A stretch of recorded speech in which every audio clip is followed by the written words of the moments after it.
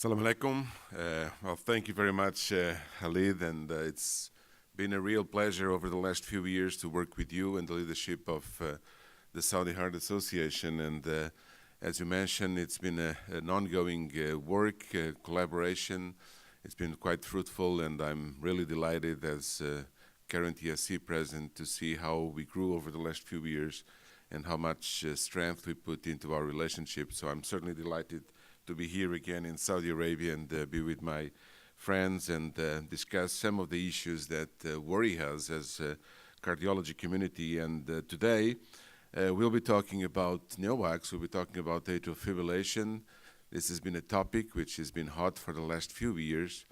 I will try to provide you with some data, some new data, and some data where we can reflect a little bit on the real-world evidence of the NOACs, which have been around already for a few years. It's a new therapy, but it's becoming now quite established, and it's quite important that we discuss, we look at the data, and we discuss some of the issues that are very important for such an important problem as stroke prevention in the setting of atrial fibrillation, which we know is one of the major problems that we have to face as cardiologists. These are my general disclosures. So my talk will be divided in these 5 different topics. I will start by giving you a little bit of perspective on the differences between real life and clinical trial data, which is quite relevant, and it's something that we always discuss, why it's very important that once we have the results from the clinical trial, then we have results from real life, and to see what is the comparison, and I will show you some data in that regard. I will show you some selected atrial fibrillation real-life data of NOACs. Now it's also called DOACs, or direct oral anticoagulation, because the new is becoming not so new. Then the third, a very important topic for us as well as medical community, which is the adherence and persistence of NOAC. Actually, for any medication, this is something we always very worried, the adherence and the persistence of treatment, and how we can be more efficient in the way we can provide this medication to our patients. I will show you some selected data from some of the more recent AF registries, and then I will end up with an important phase 4 study that was presented at the ESC Congress in London, the XANTUS registry, which will provide you also some data in real life atrial fibrillation, and this is the largest phase 4 study of rivaroxaban, which I think is also important for this discussion. If I can move the slide forward. Okay. So here we have a table, and without getting into too many details, but just to give a little bit of a perspective between the differences between real-life data and clinical trial data. We all know about this, but just to have here some different points that can make this distinguishing, and which is very important from a clinical perspective. In real-life data, we basically have all the patients, or eligible patients that unselected, that we collect the data from those patients, versus the clinical trial data where we have a selected population with inclusion criteria, exclusion criteria. Then in the real-life data, the primary investigates effectiveness, safety, and management issues, while in clinical trial data, it's efficacy and safety. The sample size in clinical trial data is determined by the required statistical power, while in the real-life data is basically based on many variables like center size, funding, and so on. So basically, there are quite a few differences, and that's why it's important to have data from both perspectives. So clinical trial, of course, very important to provide the evidence that then also is included in the guidelines. But real-life data is very important because it does provide what is happening in the field, what is really happening on a daily practice. Also, in terms of study questioning and hypotheses, the real-life data generates new study questions and hypotheses, while the clinical trial data is driven by the study questions and hypotheses, many times coming out of some real-life data that is provided and opens some new questions and new hypotheses. Now, if we look at the previous registry challenges, we can see here some of these challenges, like selected centers.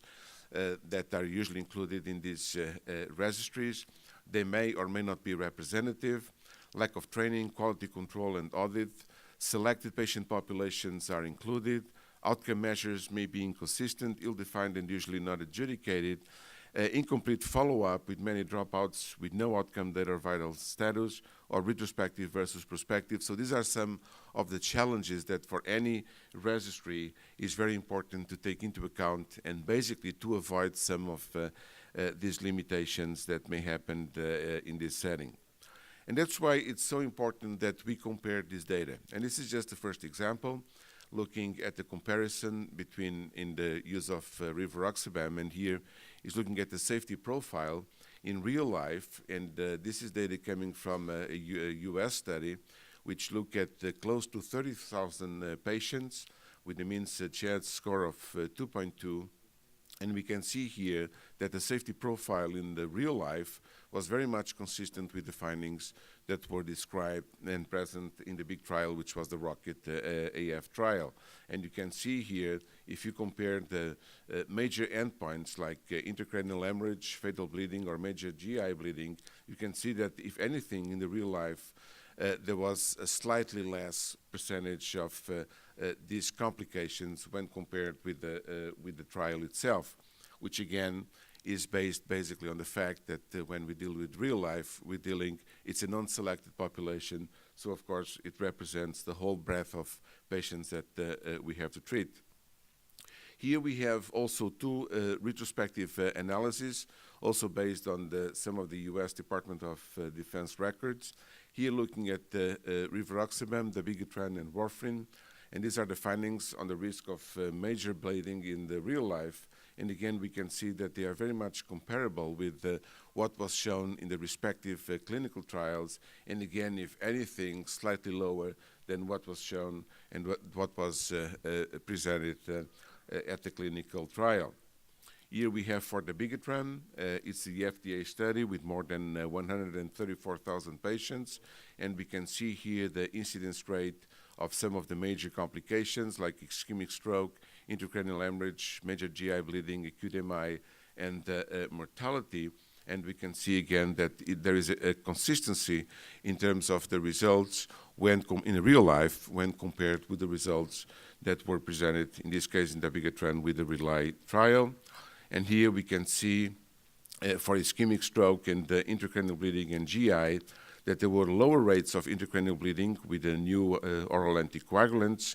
There were similar GI bleeding rates when compared with vitamin K antagonists, but for the major complications, and particularly intracranial hemorrhage, it's clear, and this has been demonstrated not only at the clinical trials, but also with real-life data, that there is a consistent, quite significant decrease in the percentage of intracranial hemorrhage in the patients treated with NOACs compared with vitamin K antagonists, which is one of the big benefits on the use of the NOACs.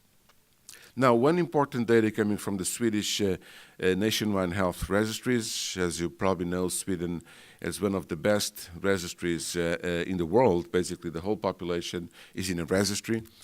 So there's a lot of important data that comes out of those registries. And here, looking at the different population of patients with atrial fibrillation, according with the CHA-MC scoring system, and look at the risk of stroke, we can see here from 0 to 9 that there is, and this basically confirms the relevance of using this risk stratification scoring system, which provide us with the ability to identify the patients who are at the high risk of developing a stroke in the setting of atrial fibrillation, and we can see here a clear correlation between the risk of stroke and the CHA-MC score of the individual patient, which again reinforces the relevance of using this classification and this risk stratification scoring system to help us to identify the patients who will benefit most of an anticoagulation strategy. Now, let me talk a little bit about adherence and persistence on a treatment with NOACs. Again, a very important topic when we deal actually with any medication, but particularly here in this setting, because it's this persistent use of the drug that will make sure that the patients are covered and will reduce the chances of developing a complication. So if, by definition, the adherence is the extent to which a patient acts in accordance with the prescribed interval and dose of a dosing regimen, and the percentage of doses that are taken as prescribed by the doctor, while persistence is basically the duration of time from the initiation to the discontinuation of therapy, so basically the days taking the medication without exceeding what can be accepted as a gap. So from start of medication or observation to stop of medication, we have these two variables that are very important in terms of patient management. And what we can see here, again, from real-life data, is that in real life, atrial fibrillation patients stayed longer when they were taking a NOAC, in this case rivaroxaban, which we can see here on the top on the pink line when compared with warfarin. So the persistence and the adherence to the treatment seems to be better when using a medication like a NOAC when compared with the vitamin K antagonist, which again, it's very important for the relevance and the adherence of the patient to the treatment strategy.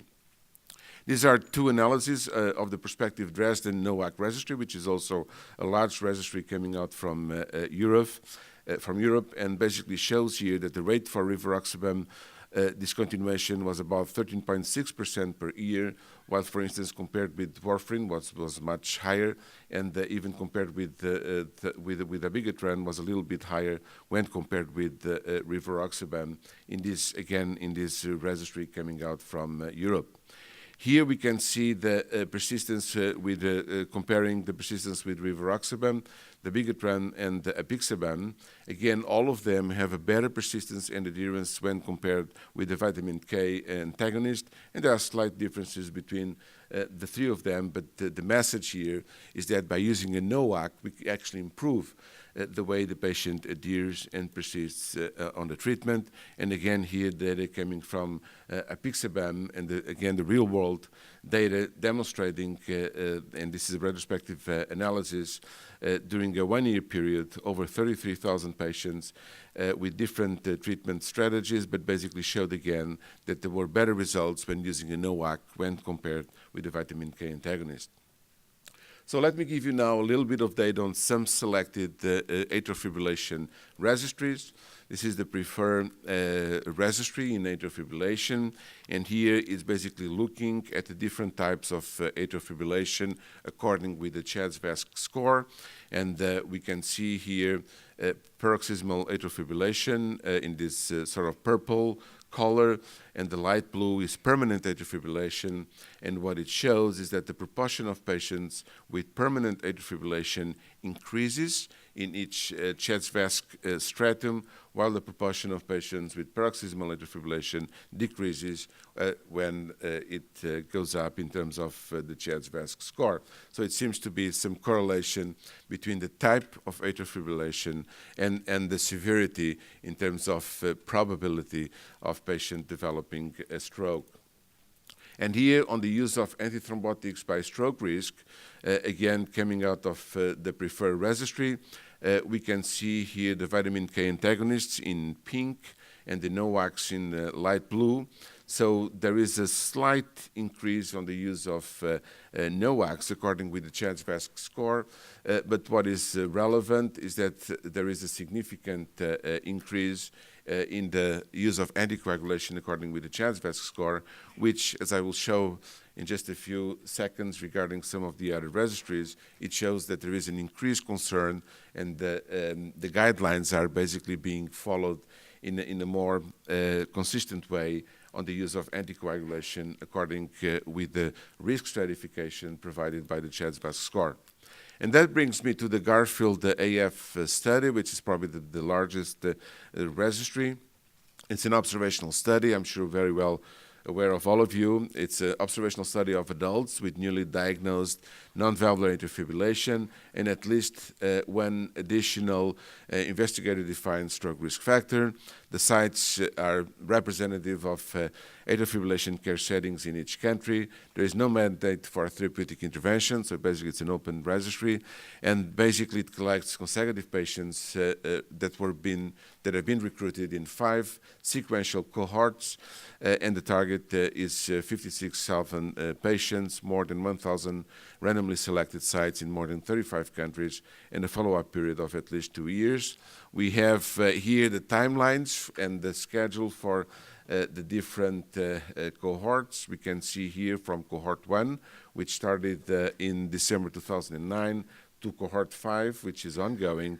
There's been already quite a large number of patients that have been included in these different cohorts.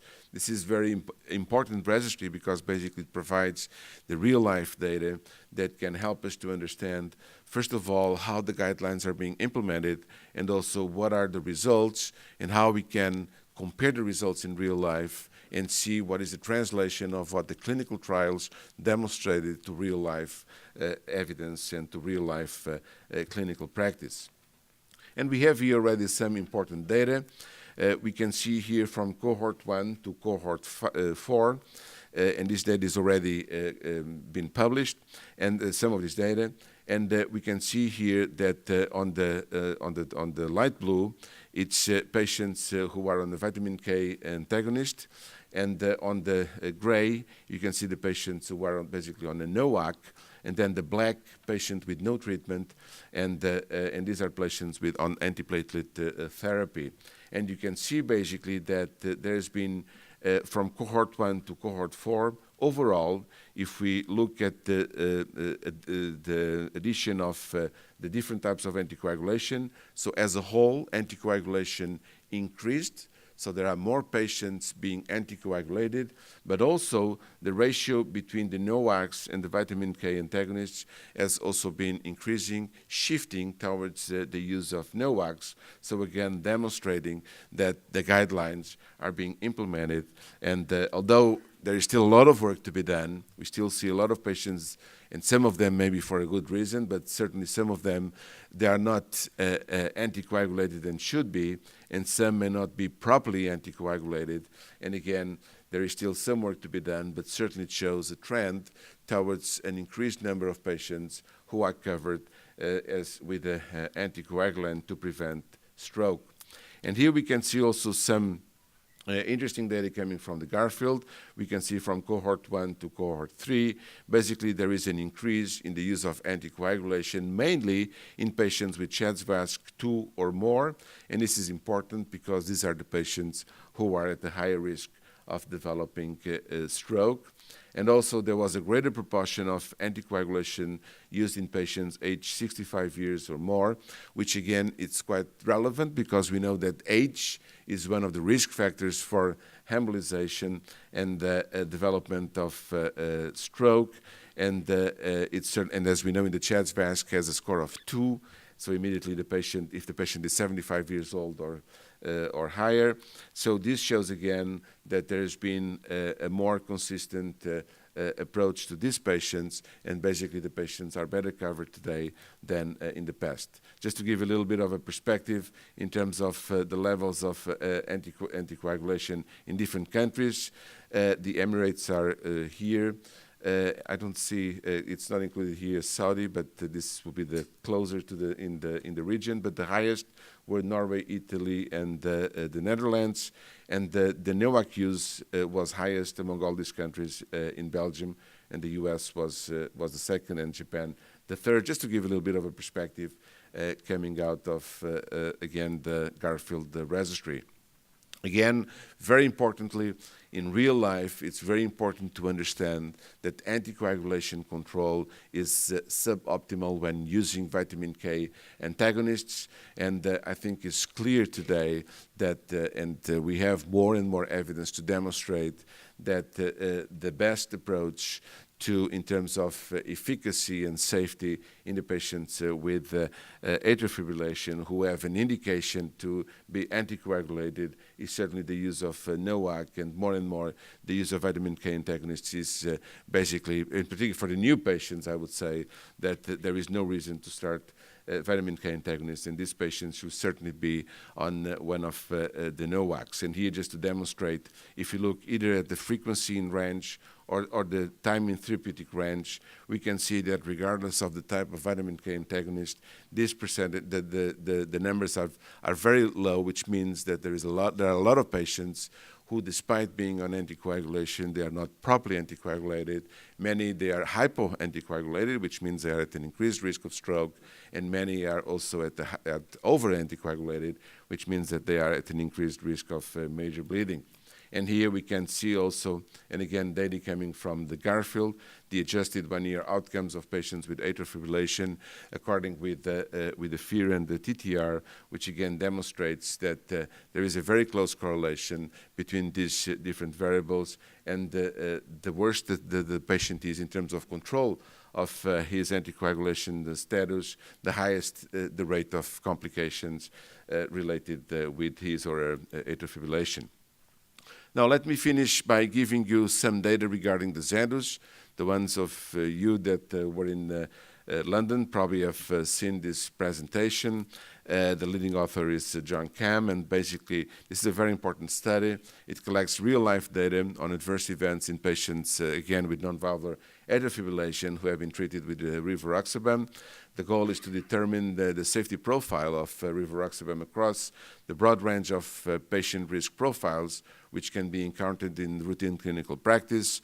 The primary outcomes were major bleeding, all-cause mortality, and any other adverse events. The patients were selected, and then they were followed up for 1 year.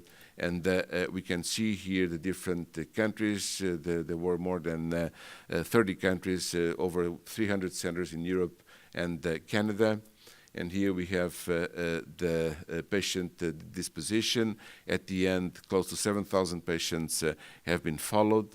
Different dosages, so most of the patients were on the 20 milligrams dosage of rivaroxaban, some on the 15 milligrams, and a very small number in the other dosage. And here just, I will not bother you with all the data, but just to show you some of the overall demographics, so mean age of 71 years old. There were 37% of patients older than 75 years old, 60% of males, and then we can see that 40% of the patients had paroxysmal atrial fibrillation and 27% permanent atrial fibrillation. 54% of these patients were vitamin K antagonist naive, and then we can see here the comorbidities with about 75% of the patients with hypertension and 20% of the patients with diabetes and about 19% with the history of prior stroke. We can see here the cumulative rates for treatment emergent primary outcomes, all-cause death, major bleeding, and stroke. And this cumulative event rate at 1 year was relatively small when compared, even when compared with the data coming out of the trials, and as I will show you on a table. And in total, about 96% of the patients did not experience any of the outcomes of treatment emergent, either all-cause death, major bleeding, or stroke. And if we look at the bleeding events, there was 1.9% of major bleeding. And if we look at the educated cause of death, 41% were cardiovascular. There were about 20% cancer and 10% due to bleeding. And if you look at the treatment persistence and patient satisfaction, the persistence with the rivaroxaban in this registry was about 80% at 1 year, which is quite good. And over 75% of the patients were either very satisfied or satisfied with their treatment. If we compare now the outcomes according to the dosage, we can see that on the 15 milligram dosage in gray and dark blue with the 20 milligram dosage, we can see about 2.3 and 1.6 on stroke or any systemic embolism, major bleeding 3.1, 1.8, and mortality 3.7 and 1.4. And if we look then at the comparison of these main outcomes between the XANTUS, which is a registry, versus the trial, the ROCKET-AF, we can see, as I've mentioned before, that actually the results in real life showed that there were less stroke, so 0.8 on the XANTUS compared with 1.7 in the ROCKET, major bleeding 2.1 versus 3.6, and then the same rate of death, all strokes 0.7 versus 1.7, and GI bleeding 0.9 versus 2. There are some strengths and some limitations on this registry, as always. The main strengths is the large sample size, the prospective design, and also independent endpoint adjudication. Of course, there are some limitations, single-arm, open-label study, maybe some selection bias. And at the end, I think we can summarize by saying regarding this XANTUS that is the first large prospective study that describes the use of a NOAC, in this case rivaroxaban, in a broad patient population with non-valvular AF.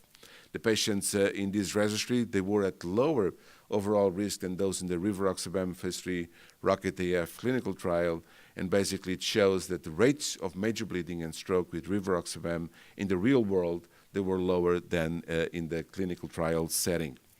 So I would say, as a general conclusion from this presentation, that the real-life evidence of the new oral anticoagulants, I think, is quite important to delineate the effectiveness and the safety in patients with atrial fibrillation. Rivaroxaban in real life was associated with low rates of cardiovascular events, which again supports the outcomes that have been reported in the ROCKET-AF trial. The major bleeding rates, including fatal bleeding and intracranial hemorrhage, were generally consistent with those reported in the ROCKET-AF and can normally be conservatively managed.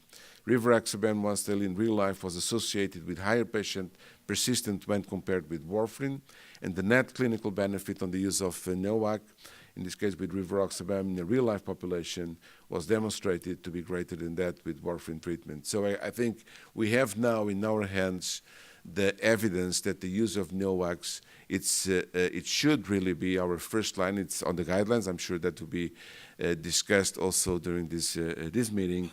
It's now in the guidelines that the first-line treatment in these patients, of course, patients who have indication for anticoagulation, so certainly CHA-2 or more, and maybe in some patients with CHA-2 1, it's the use of a NOAC or a DOAC, which again, it provides better safety, better efficiency, and with less complications. And with this, I will finish. Again, thanking you for your attention. Thank you.